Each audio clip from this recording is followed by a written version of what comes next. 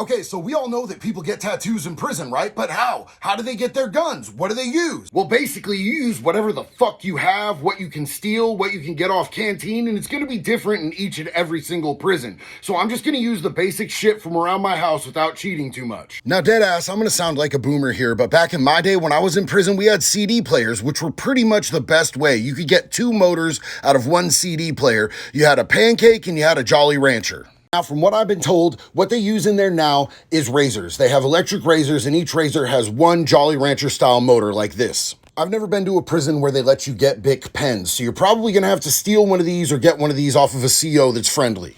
You're also not going to be able to buy tape in there, so what you have to do is peel a label off of one of your bottles. For lack of anything more authentic, I used an Allen wrench. You probably won't have an Allen wrench in there, but anything L-shaped works just fine. Take your L and tape it to the barrel that you made out of the Bic pen. Then you're gonna take your Jolly Rancher motor and you're gonna tape it to the other side of that L. Again, I'm gonna have to cheat just a little bit here, but I found lights with a battery pack with wires and I'm gonna use those. Then you simply affix those wires to the negative and the positive on the bottom side of the Jolly Rancher and boom, you are going to have power. This battery pack runs on 3 AA batteries, so we know that this bitch is gonna hum like brrrr.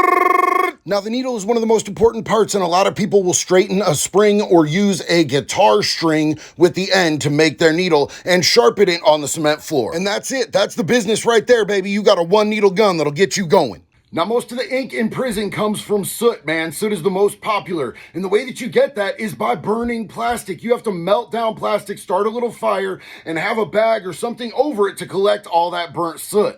You can take that shit and mix it with baby oil and it is gonna make some banger ass ink. But you gotta be careful too, man. I mean, it seems like there wouldn't be that much shit in a prison cell to light on fire, right? But there is. When I was at Snake River, there was a dude who was right across the fucking unit from me. I knew he was gonna be making some soot because I was gonna be buying some motherfucking soot ink, right?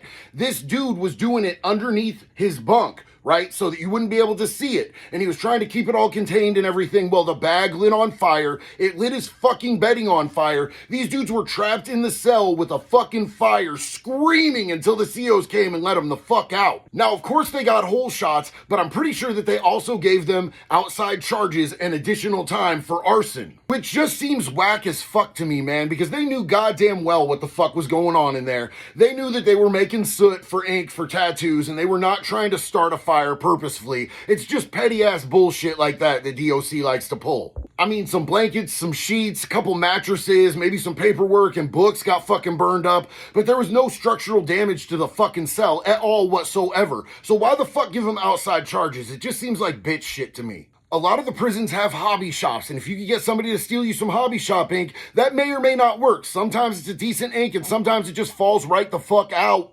But my personal favorite, we had COs that would bring us in anything for a price. So we were getting actual street tattoo ink in there, and that's what we were using. But look, man, even with professional ink, the lines were still really thin. These are 1 needle guns, man, and it takes a long time, and a lot of prison ink is really intricate and really fucking cool. But by the time I got out, man, I did not want to look like I was covered in just prison ink. So I've had most of my shit gone over at least once, sometimes twice. The lines thickened up, the lines darkened, a lot of it faded to more like gray than actual black, and I wanted it to be really dark and accentuated. So I've put a lot of time into redoing all my prison ink and getting a lot more ink since I got out. And as much as I absolutely appreciate the prison style, I wanted to try to separate myself from looking like I just got out the fucking joint. So I had color put in a lot of things. I've done a lot of different work to try to separate myself from that style of fucking ink, just because it helps me to live a more pro-social life now that I'm out here.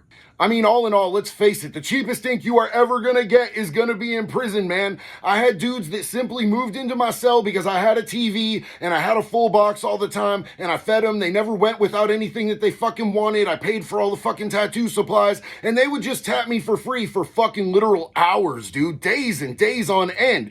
Getting ink out here is a lot more expensive, but I like the quality that I've gotten out here a lot better. I'm not saying that prison tattoo artists aren't G as fuck. The dude who comes to my house now that I'm on house arrest and tattoos me all the time, man, he did like 9 years of tattooing in prison.